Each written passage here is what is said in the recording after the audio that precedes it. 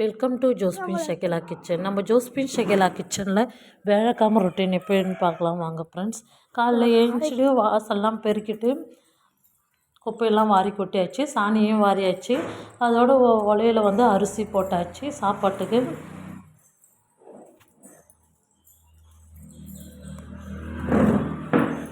அதோட பீட்ரூட் சாதம் தம்பிக்கு செய்யலான்னு சொல்லிட்டு பீட்ரூட்டும் சீவி வச்சு பாலும் வச்சாச்சு. ஹாட் வாட்டர் வந்து எப்போவுமே நான் பல் விளக்குன உடனே ஹாட் வாட்டர் குடிப்பேன், அது வச்சாச்சு. அதோட இரும்பு கடையில் தேவைக்கேற்ப கடலை ஆட் பண்ணிக்கலாம்.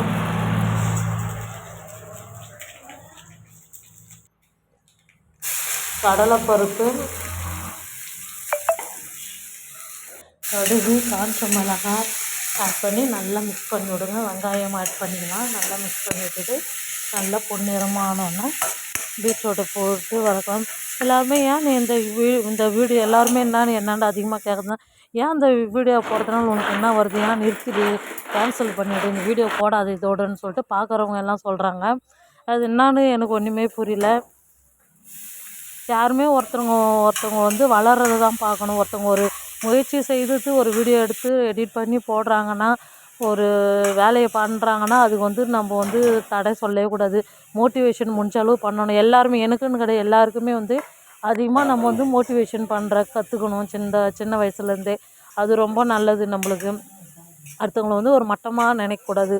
நம்ம முடிஞ்ச அளவு நீ போராடுன்னு சொல்லிட்டு சொல்லி கொடுக்கணும். அதுதான் ரொம்ப நல்லது. அதுமாரி பண்பை வளர்த்துங்க. பரவாயில்ல, எனக்கு வந்து நான் தொடர்ந்து இதில் வந்து எனக்கு இன்ட்ரெஸ்ட்டாக இருக்கிறதுனால தான் இந்த யூடியூப்பை நான் தொடர்ந்து நடத்துகிறேன். காப்பி போட்டாச்சு, தேங்காய் துருவியும் போட்டாச்சு. நல்லா மிக்ஸ் பண்ணி விடலாம்.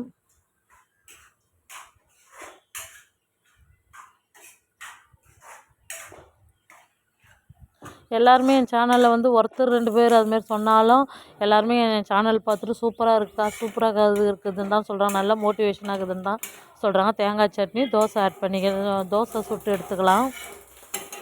பொட்டுக்கடலை, காஞ்ச மிளகா, தேங்காய் தண்ணி ஊற்றி உப்பு போட்டு அரைச்சி தாளிப்பு போட வேண்டியது தான். சூப்பராக இருக்கும். வேறு எதுவுமே ஆட் பண்ண தேவையில்ல, பூண்டுலாம் கூட போட தேவையில்ல. சூப்பரான தேங்காய் சட்னி ரெடி. தோசையும் சுட்டாச்சு. நல்லா முருகலான தோசை, தேங்காய் சட்னி, பூண்டு காரம் வச்சு பிரேக்ஃபாஸ்ட்டை சூப்பராக முடிச்சாச்சு. உங்கள் வீட்டில் என்ன பிரேக்ஃபாஸ்ட்டுன்னு சொல்லிட்டு எனக்கு கமெண்ட் பண்ணுங்கள். அதோடு வந்து அவன் வந்துச்சு. நாங்கள் போட்டோம் ஒன்று ஆர்ட்ரு, அது வந்தாச்சு. அது வந்து என்ன சமைக்க போகிறோன்னு சொல்லிட்டு நாங்கள் செய்து காட்டுறோம். எப்படி இருக்குதுன்னு பாருங்கள். ஃபஸ்ட் டைம் இதான் வாங்கினோம். எதுவும் இதில் சமைக்க தெரியாது. இனிமேல் தான் நாங்கள் சமைக்க கற்றுக்கணும். இன்றைக்கி தான் டெலிவரி ஆச்சு. பிஸ்கெட்டு, கேக்கெலாம் இனிமேல் தான் செய்யணும். பசங்களுக்கு கடையில் வாங்கி கொடுக்காத வீட்லேயே செய்ய போகிறோம்.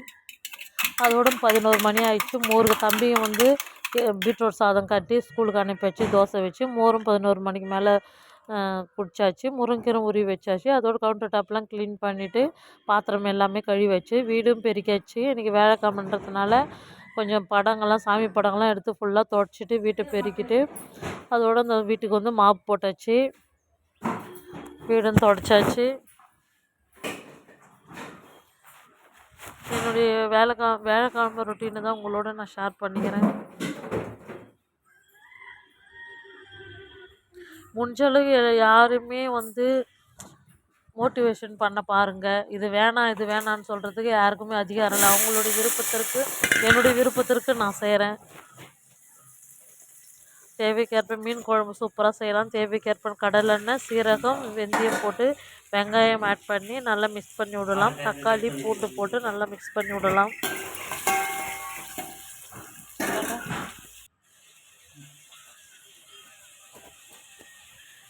இந்த மீனோட பேர் என்னன்னு பாருங்கள். கல்லாந்தலை மீன் தான் வாங்கிட்டு வந்தோம் 100 ரூபாய்க்கு. கருவேப்பிலை ஆட் பண்ணி நல்லா மிக்ஸ் பண்ணி விடலாம்.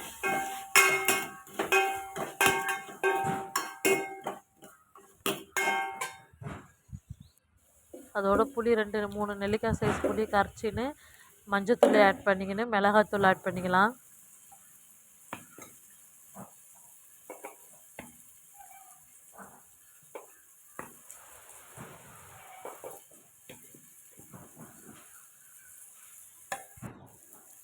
நல்லா மிக்ஸ் பண்ணி விடலாம்.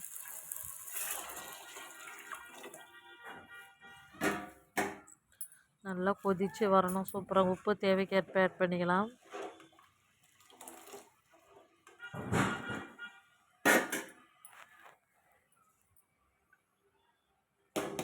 துருவிய தேங்காய் ஆட் பண்ணிக்கலாம். தேங்காயெல்லாம் போட்டு செய்கிறப்போ சூப்பராக இருக்கும் மீன் குழம்பு. இட்லி தோசை கூட தொட்டு சாப்பிட்றப்போ அவ்வளோ அருமையாக இருக்கும். மதியம் லஞ்சுக்கு நம்ம செய்துட்டோம்னா நைட் டின்னருக்கும் ஆகும்னு சொல்லிட்டு தான் தேங்காய் போட்டு மீன் குழம்பு வைக்கிறோம். சூப்பராக பீட்ரூட் பொரியலும் காலைல செய்தது இருக்குது, அதை வச்சு சாப்பிட்ணும். குழம்பும் நல்லா கூட்டி வச்சாச்சு.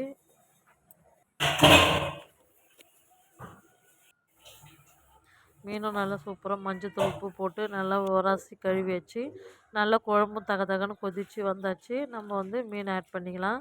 இன்றைக்கி வறுக்கலை, நான் பொரியல் இருக்கிறதுனால மீன் குழம்புலேயே மீன் சேர்த்துக்கினேன்.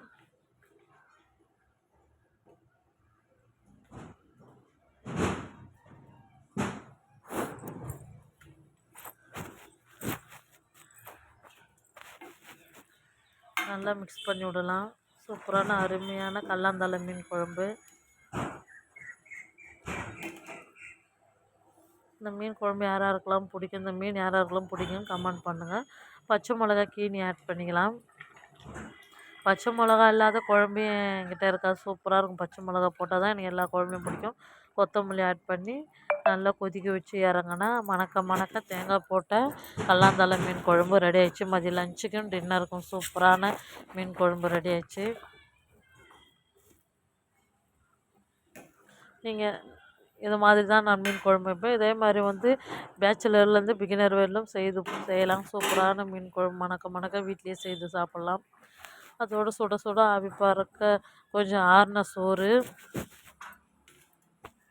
மதியம் லஞ்சு பிளேட்.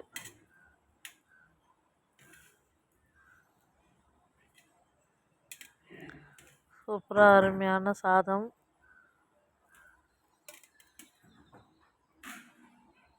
சாப்பாடு கம்மியாக இருக்கணும், அந்த காய்கறிகள்லாம் மீன்லாம் அதிகமாக இருக்கணும். அதோட பீட்ரூட் பொரியல், புளிச்சக்கீரை தொக்கு, அதோட மீன் குழம்பு.